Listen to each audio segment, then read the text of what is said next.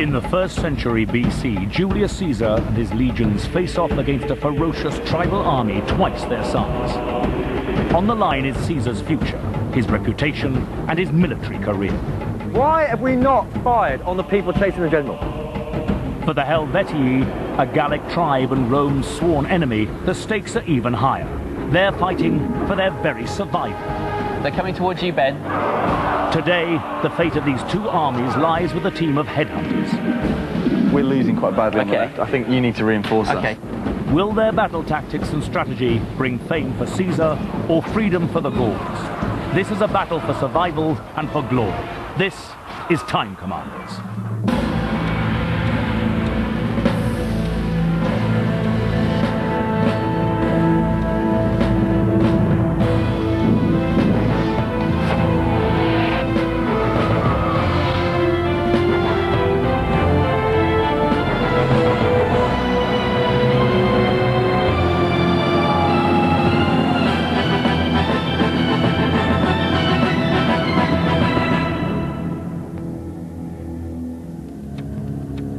With Eddie Mayer in our 21st Century Battle Command Centre are a team of headhunters from London. Stephen McCarthy, age 34, rank General. Simon Goldsworthy, age 30, rank General. David Herwood, age 34, rank Lieutenant. Ben O'Reilly, age 28, rank Lieutenant. Now, you're all headhunters. What does that involve exactly? Basically what we do is we work for big merchant banks and corporates in the city. When they need exceptional people, they come and talk to us. We go out there because we know people in the market. We go and find them for them. And you've all worked together for a long time? You'll know each other? Yeah. 10 years. 10 years. All good friends? Yeah. Steve, you're the boss, aren't you? Yeah, that's right. Did you appoint all these people? Yes. You trust them? No. You're going to be a general? That's right. Because you think you're a good leader? That's right, yeah. What does a good leader need to do? Talk to the people who are on the floor, understand what the situation is, think about what they're going to do, and then do it. David, you're going to work as a lieutenant. Are you good at taking orders? Yes. I am good at taking orders. Wouldn't you rather be boss? Well, we are a boss down there, really. You know. No, you're a lieutenant. Yeah. Ben, tell us something about your friends that they might not want us to know. My friends. Well, Dave is probably the ladies' man out of all of us. Dave seems to attract a whole host of women. Simon, you're the only person here who's got a degree in history. What's your expertise exactly? Well, I actually did European history, so sort of 20th century. So my expertise is mainly sort of Second World War. I want to introduce you to two people who do know the history. Up there, on the gantry, Dr. Eric Nussbacher and Mike Lodes. Monitoring the team's progress are two military experts. Dr. Eric Nussbacher, Senior Lecturer in War Studies, Royal Military Academy, Sandhurst. Mike Lodes, Combat and Weapons Historian. Embarrassingly, what they're going to be doing throughout this is watching every move you make and commenting on it. Right at the end of this, whether you win or lose, they will come down and either congratulate you on a battle well fought and won, or embarrass you with how badly it went. Now let me give you some information about the battle you're going to fight. It was fought in 58 BC. Julius Caesar leading the Romans against the Gauls. The team will command Caesar's army at the Battle of Bibracte. Let's give you some more information on what led up to the battle you're about to fight. The year is 58 BC. The place is Bibracte, in modern-day Burgundy in France. On one side, the Roman commander Julius Caesar, eager to make military history. On the other side, 60,000 Gallic warriors of the Helvetii tribe, arch-enemies of Rome. The Roman Republic controls most of the lands around the Mediterranean, but it's still fighting for control of Gaul. Gaul is occupied by various Celtic tribes who have been battling the Romans for nearly 3 centuries. Now Rome has gained the upper hand, but not without suffering some humiliating defeats. 50 years earlier, the Gauls had destroyed a huge Roman army in a brutal battle in southern France. they developed a fierce reputation for their tactics of an all-out infantry charge at the start of battle in an attempt to break the enemy lines. The Gauls were courageous and formidable as individual warriors, but as an army, they lacked discipline. Their equipment was also very different. While the warrior elite were trained and well armed, very few of the ordinary tribesmen wore helmets or body armor.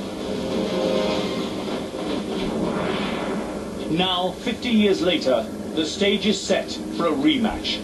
Julius Caesar is the governor of Gaul. Caesar also leads a revamped Roman army. His soldiers are professional and more effective than the old militia army, which had fought the Gauls in the past. His most important tactical unit is the legionary cohort, each composed of 480 heavy infantry. Small, disciplined and agile, the cohorts can respond quickly in battle and are able to fight on more than one front simultaneously, giving them a big advantage over less disciplined enemy troops. Caesar is keen to fight the Gauls, knowing that military success is a proven path to political power and personal gain in Rome. When Caesar hears that a Gallic tribe, the Helvetii, is on the move towards the Roman province of Western Gaul, he sends immediate instructions to muster the Roman army. The Helvetii, led by tribal chieftains, are on a mass migration in search of a safe haven to settle.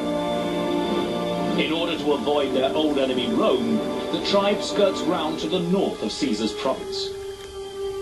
Caesar follows, biding time until the right moment for battle. He harasses the tribe for weeks. When Caesar makes a detour for supplies, the Helvetii interpret his retreat as a sign of weakness. They decide to force a fight. The two armies meet near the town of Bibracte. The Helvetii outnumber the Romans 2-1 and believe they have the advantage. The Roman army fears the Gallic warriors, but Caesar is hungry for glory. One man's ambition is pitted against a tribe fighting for its very existence. If Caesar wins, he will ensure his military reputation and political prospects. If the Helvetii win, they will assure the survival of their tribe and will be free to move to safety.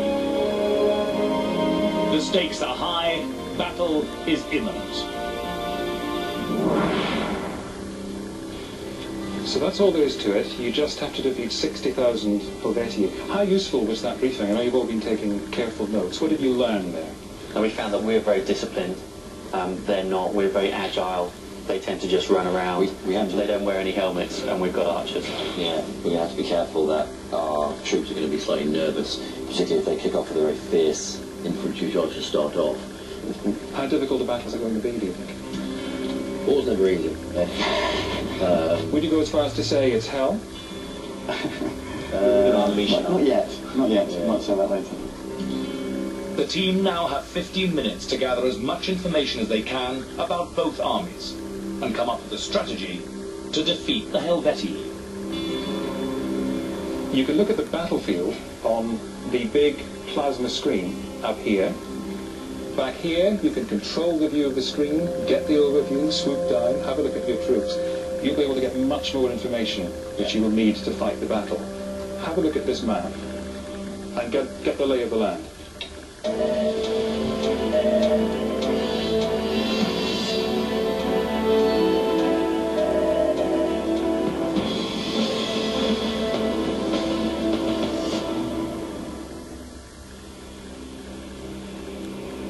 The battlefield is a wide plain with the Helvetii gathered on the far side. The Romans are mustered in a small valley surrounded by high ground and woods.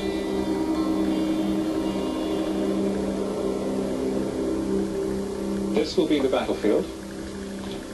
Okay, so What can you tell about it right away? there's a small hill here. This is a slope.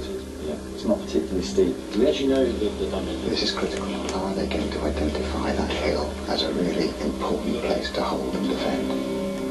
It's just a huge flat hill there. No, it's a slope, and that's the top of the hill there. So basically, we've got two hills. That's a a small, relatively steep elevation. We've got a flat part there, and then we've got a shallow slope up to the top of this hill here. What might you do with that limited information you have already? It's easy to fight going downhill. It's easy to run downhill, especially if we've got heavy armour. Yeah. All right. For a more detailed view of the troops, the generals need to send down your 2 lieutenants. Each computer will control a different part of your army. Find out about them, where they are, what they're capable of, and then let's regroup back here in a few minutes and see what information you've got. All right?